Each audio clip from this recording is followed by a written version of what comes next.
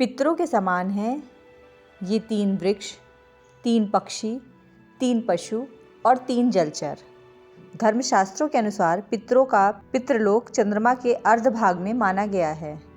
दूसरी ओर अग्निहोत्र कर्म से प्रकाश मंडल के समस्त पक्षी भी तृप्त होते हैं। पक्षियों के लोक को भी पितृलोक कहा जाता है। तीसरी ओर कुछ पितर हमारे वरुण देव का आश्रय लेते हैं और वरुण देव जल के देवता हैं, अतः पितरों की स्थिति जल में भी बताई गई है। 3 वृक्ष। पीपल का वृक्ष। पीपल का वृक्ष बहुत पवित्र है। एक ओर इसमें जहाँ विष्णु का निवास है, वहीं यह वृक्ष रूप में पितृदेव है। पितृपक्ष में इसकी उपासना करना या इसे लगाना बहुत शुभ होता है। बरगद का वृक्ष। बरगद के वृक्ष में साक्षात शिव निवास करते हैं। यदि ऐसा लगता है कि पितरों की मुक्ति नहीं हुई है, तो बरगद के नीचे बैठकर शिव जी की उपासना करनी चाहिए। बेल का वृक्ष। यदि पितृपक्ष में शिव जी को अत्यंत प्रिय बेल का वृक्ष लगाया जाए तो अतिरिक्त आत्मा को शांति मिलती है। अमावस्या के दिन शिव जी को बेलपत्र और गंगाजल अर्पित करने से सभी पितरों को मुक्ति मिलती है। इसके अलावा अशोक, तुलसी, शमी और केले के वृक्ष की भी पूजा करनी चाहिए। 3 पक्षी। कौवा। कौवे को अतिथि आगमन का सूचक और पितरों का आश्रय स्थान माना जाता है। श्राद्ध पक्ष में कौवों का बहुत महत्व माना गया है। इस पक्ष में कौवों को भोजन कराना अर्थात अपने पितरों को भोजन कराना माना गया है। शास्त्रों के अनुसार कोई भी क्षमतावान आत्मा कौवे के शरीर में स्थित होकर विचरण कर सकती है।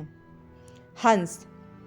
पक्षियों में हंस एक ऐसा पक्षी है जहाँ देव आत्माएं आश्रय लेती हैं। यह उन आत्माओं का ठिकाना है जिन्होंने अपने जीवन में पुण्य कर्म किए हैं और जिन्होंने यम नियम का पालन किया है। कुछ काल तक हंस योनि में रहकर आत्मा अच्छे समय का इंतजार कर पुनः मनुष्य योनि में लौट आती है या फिर वह देवलोक चली जाती है। हो सकता है कि आपके पितरों ने पुण्य कर्म किए हों। गरुण। भगवान गरुण विष्णु के वाहन हैं। भगवान गरुण के नाम पर ही गरुड़ पुराण है, जिसमें श्राद्ध कर्म, स्वर्ग नरक, पृथ्वीलोक आदि का उल्लेख मिलता है। पक्षियों में गरुड़ को बहुत ही पवित्र माना गया है। भगवान श्री राम को मेघनाद के नागपाश से मुक्ति दिलाने वाले गरुड़ का आश्रय लेते हैं पितर। इसके अलावा क्रोच या सारस का नाम भी लिया जाता है। 3 पशु। कुत्ता। कुत्ते को यम का दूत माना जाता है। कहते हैं कि इसे इधर माध्यम से अदृश्य वस्तुएं भी नजर आती हैं।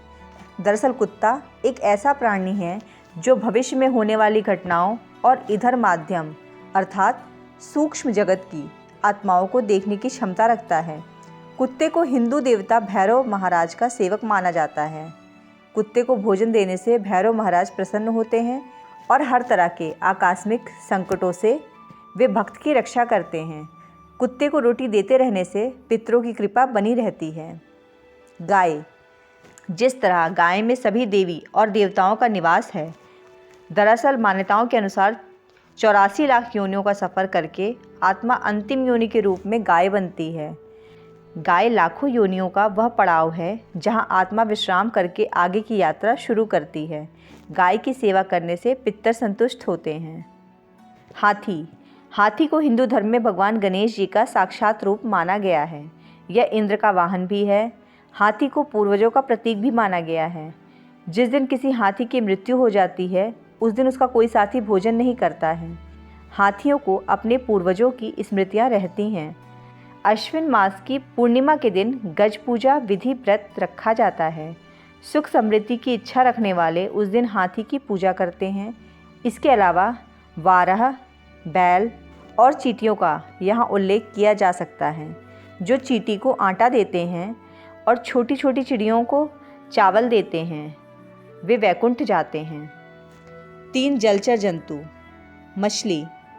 भगवान विष्णु ने एक बार मत्स्य का अवतार लेकर मनुष्य जाति के अस्तित्व को जल प्रलय से बचाया था।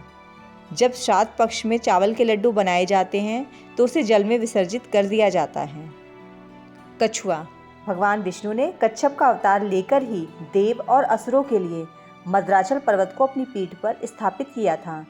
हिंदू धर्म में कछुआ बहुत ही पवित्र उभयचर जंतु है जो जल की सभी गतिविधियों को जानता है। नाग। भारतीय संस्कृति में नाग की पूजा इसलिए की जाती है क्योंकि यह एक रहस्यमय जंतु है। यह भी पितरों का प्रतीक माना गया है। इसके अलावा मगरमच्छ भी माना जाता है। ये है पितरों के समान 3 वृक्ष, 3 पक्षी, 3 पशु और 3 जलचर।